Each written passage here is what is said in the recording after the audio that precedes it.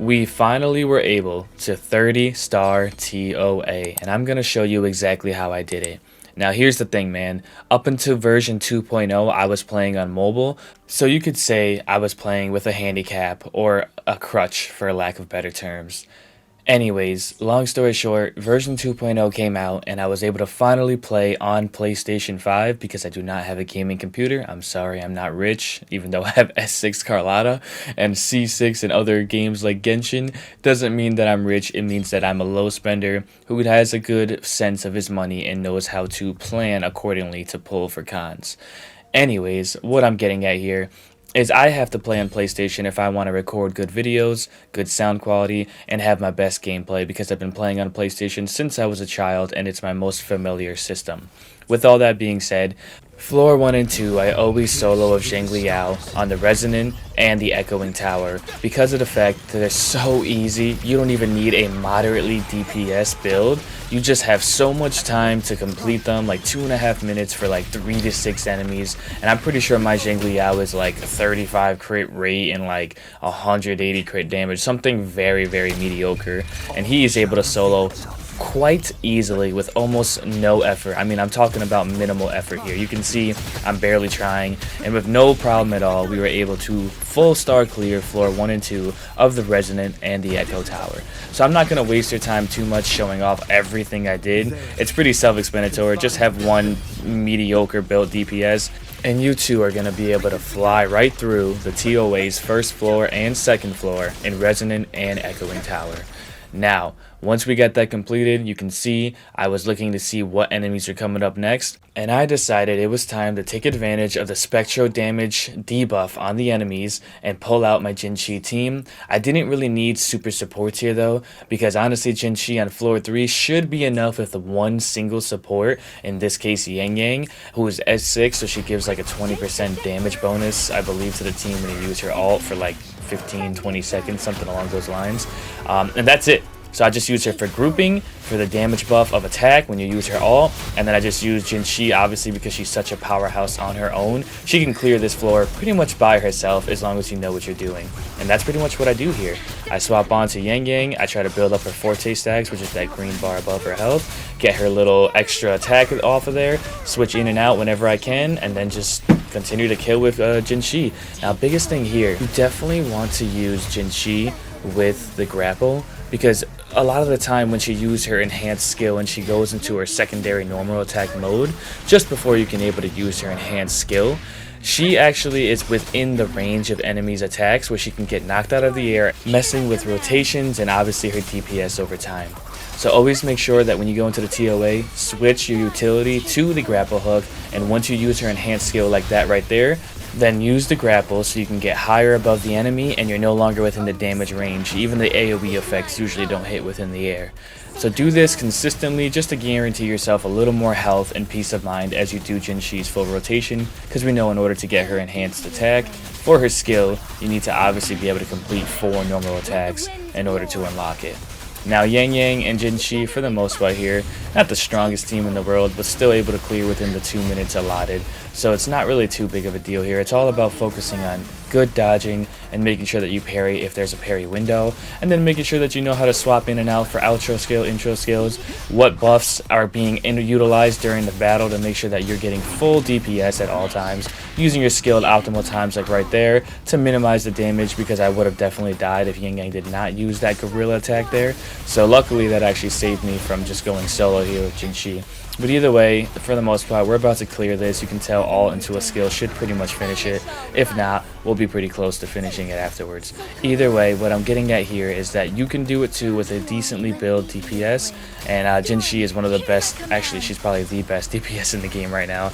So make sure you guys build up your Jin Shis so you can also solo or 2-man run at these TOA floors with no problem at all. Now that we full star cleared that 3rd floor, it's time to move on to the 4th and final floor. I'm not really worried about the wolves there, but we got a Thundering Memphis, and that means that we're going to have to change it up a little bit. Now, one of the reasons that I faltered so many times in the past is because I was trying to force Changli, or rather Chun-Li as you guys would call her. That's her official name in game, but I'm sorry, I'm a dirty American, so I call her Changli. Either way, I tried to build Changli as a DPS with 2 supports, 1 healing and 1 buffing and or sub DPSing, like Sanhua for instance, it was not working out well. I would always 2-star clear even though they were all built so well because they did not mix well enough. So I finally decided to put it to the test here and was like, okay, what if I run Jinchi and Changli? We got a master and student duo here, not to mention Yang Yang for the S6 buffing of attack. But everyone benefits from it. Good rotations, good grouping, decent amount of damage. It's a quick swap, damage, quick swap, damage team. Maybe it works. So I already knew that it was working because I've actually tried this many times with a couple of different teams, and I was 30 seconds in able to fight the Thundering Memphis full health, whereas in the past iterations I was around 4 minutes or even less by the time that I killed the other enemies and had the Thundering Memphis before me. So I knew that this team was doing well. It was just a matter of getting some crits in.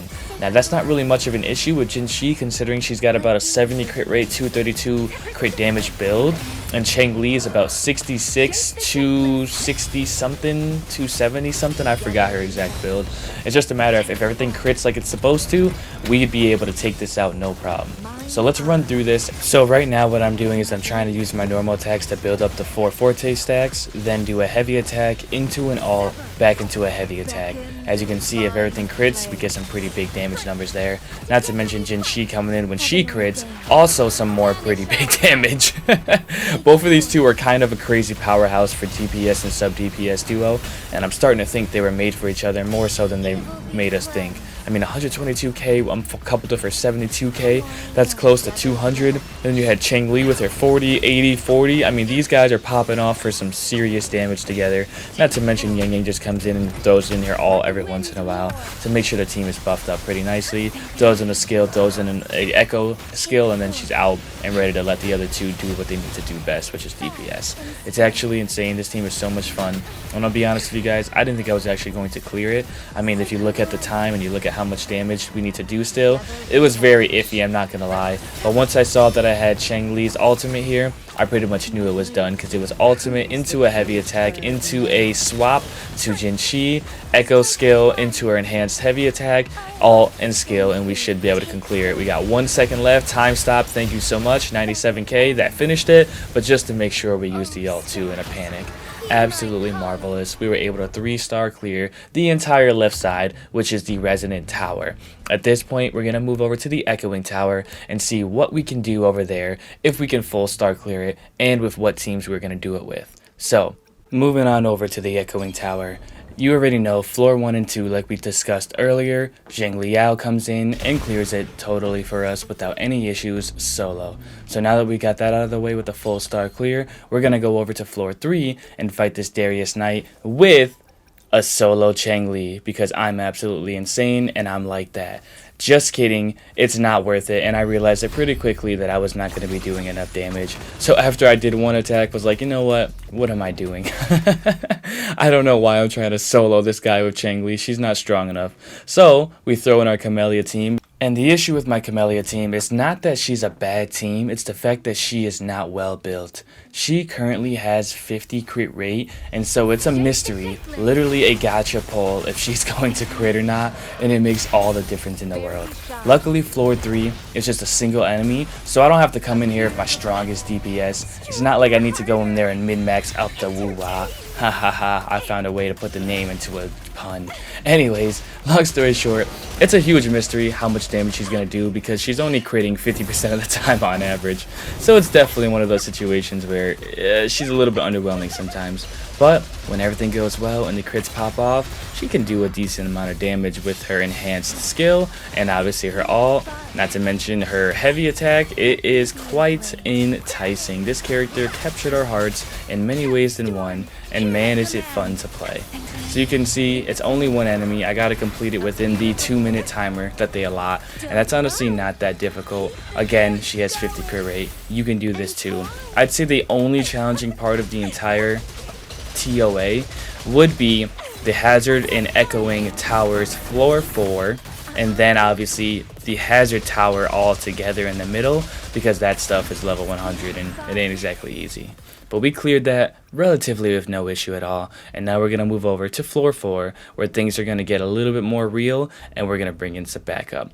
I learned pretty early on after attempting this over and over and over again that I needed to put Changli in here because she's the ultimate sub DPS. She comes in and just drops 150k with a rotation. But it wasn't without its trial and tribulations. Here I was failing it with just a few notches of health at the 3-minute mark. Here is another one where I just got frustrated and said, oh my god. I kept failing to this guy over and over and over again. And I at this point I just hit options, didn't even hit restart, just let it stay there. But you can see a lot of times we got real close to beating it, and I was just barely off, so I knew with the perfect rotations and crits, we could do it. So here it was, my true, final, beginning to end, full attempt with my Camellia, Changli, and Bai Zhi team, and this is how it looked.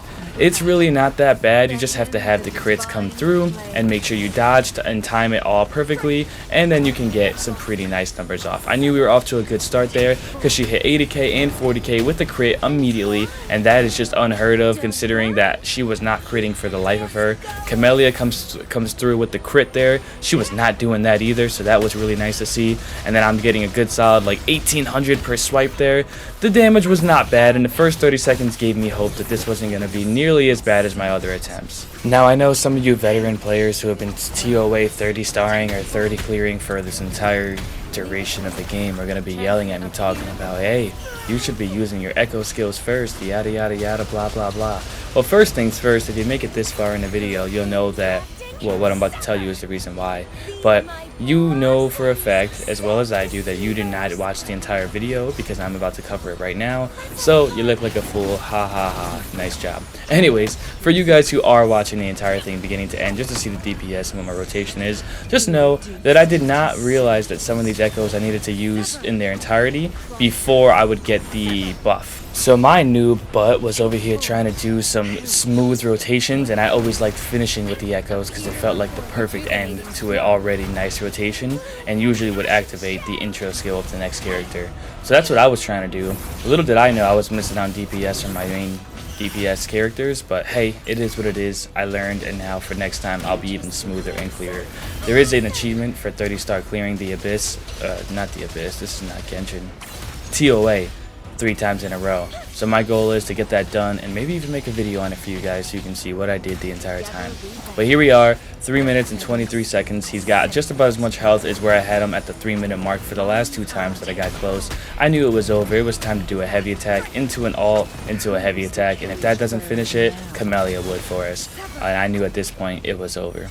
We finally 3-star cleared all 4 floors of the Resonant and the Echoing Tower, and it was time to move on to the Hazard Tower. Now at this point, you guys already know, if you're brand new here, welcome, and I have S6 Carlotta. I just got her recently, literally like a few days ago, so you guys know that S6 Carlotta with her full team of Jeje and Shorekeeper was going to come through hot, and they are going to destroy any enemies in front of me as long as they're not glacial damage immune. And with that, we knew it was pretty much going to be a cakewalk, a foregone conclusion, a celebration dance. We open up with our normal attack to get about 25% of the bar built up into a skill, which is going to build up the other 75% into a heavy attack, into a Shorekeeper buff, because we want to make sure that her healing field is out so that way we can get intro skills and get crit rate and crit damage for the team. Now this team right here is the one that I'm probably the second most familiar with. The only other one that I'm more familiar with would be the Changli, Sanhua, into Verena free-to-play team that I've been running for a long time, just because I get super easy transitional situations, and the intro skills are so easy, and I've manipulated it down to the point where I know them by heart, and I don't even have to look at the screen to play the game anymore.